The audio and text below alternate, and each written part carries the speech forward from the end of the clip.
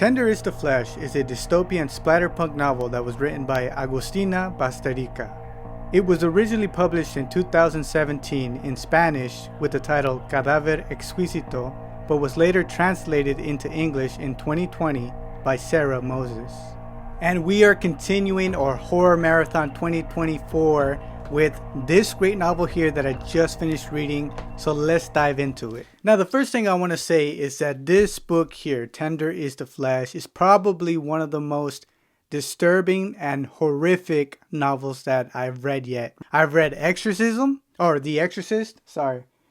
The Case Against Satan, many other horror books that I've read, and none of them have been as horrific and disturbing as this one here. But it's horrific in a very unique way, in its own unique way, because there's no killer, right? There's no traditional killer like many of these other novels, or demon, right? You got demons, you got these killers like Psycho. This book here is unique because you don't get that. You don't get that sort of killer. Instead, society as a whole is a horrific killer, right? And I would even go as far as to saying that capitalism, right? Capitalism seems to be behind all of this, right? Now, the plot is fairly simple, right? The plot, in a world where every animal out there, I'm talking about birds, I'm talking about your pet dog, your pet cat, right? Cows, pigs, all the animals in the world are infected with a very lethal disease that kills people, right? And because of that, humans decide to wipe out all of these animals as much as they can. They wipe out most animals. And instead of eating, obviously they can't eat animal meat like beef or pork. They resort to eating people, humans. So cannibalism, right? And that's basically the premise of this story.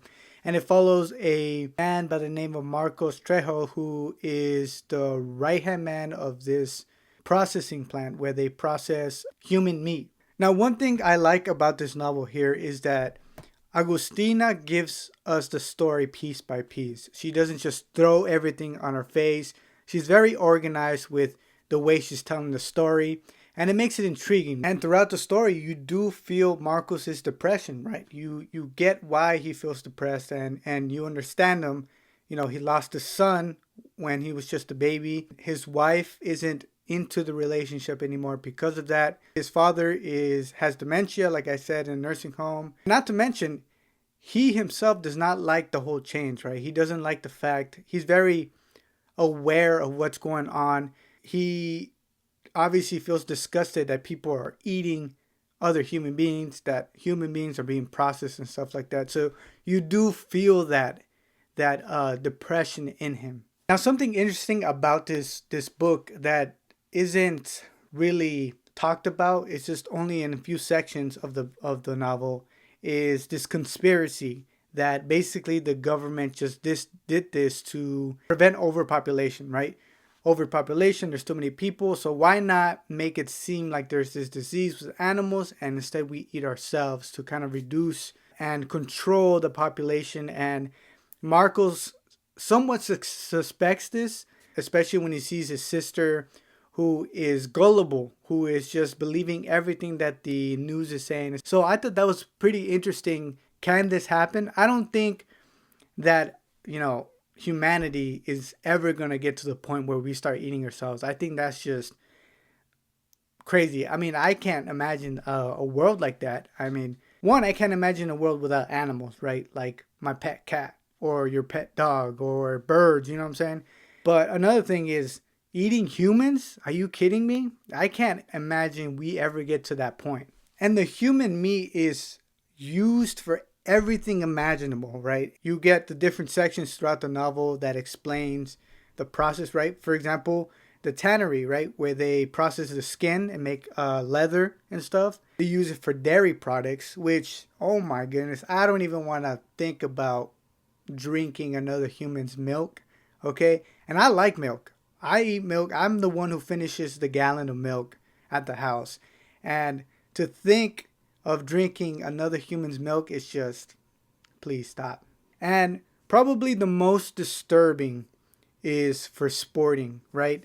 You got a character named Erlet, and he basically hunts human as a sport. Memorable and slash horrific scenes, right? You got probably one of the most gut-wrenching scenes or sections of the novel is when the puppies get killed, right?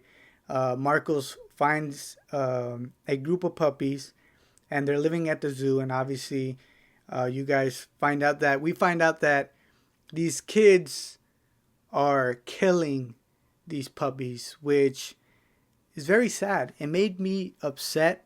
It made me really upset when I was reading this section. Another horrific scene is the female head found in coffin under the bed, right?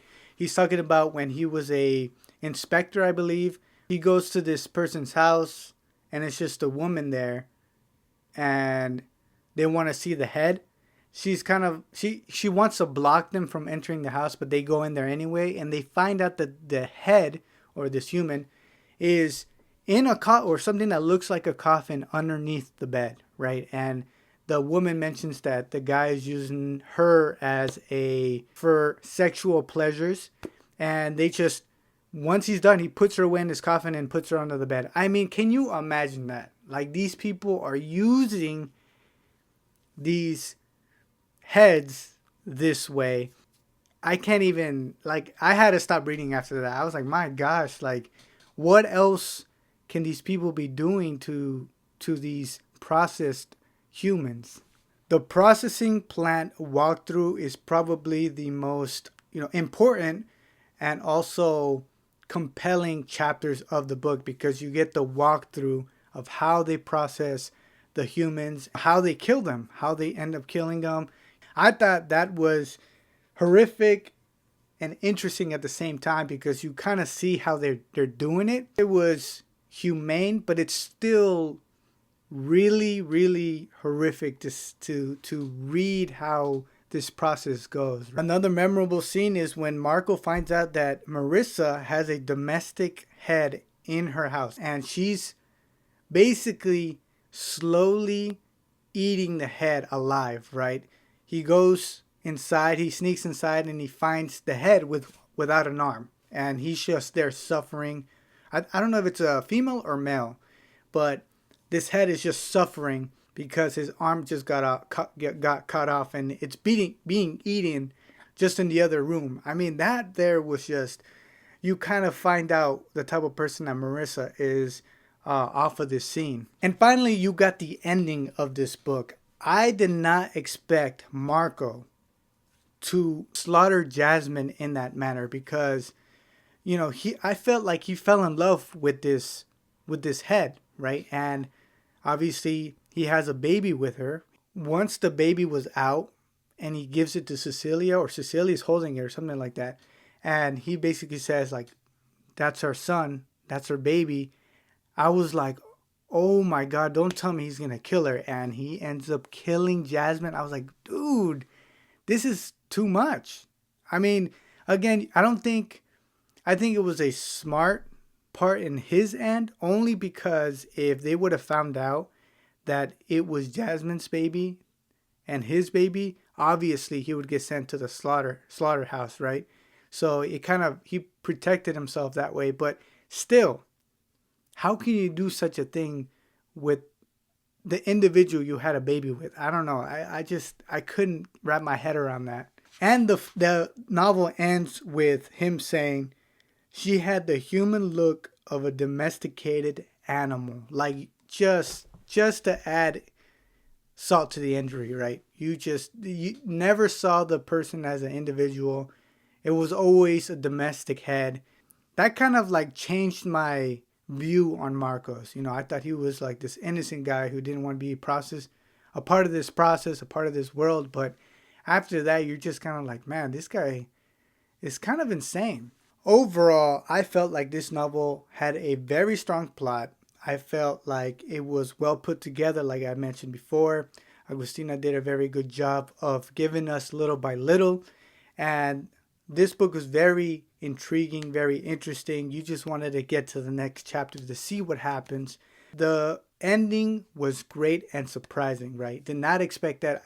Let me know down in the comments if you guys expected that to happen, because that was surprising to me. And all of that being said, I would rate this book. I mean, this book, Tender is the Flesh, is a great novel. I would say it's 10 out of 10. Definitely one of the more disturbing and horrific novels I've read yet. But that is it. Thank you guys so much for watching, and I'll see you guys next time I finish a movie or finish a book for our horror marathon 2024.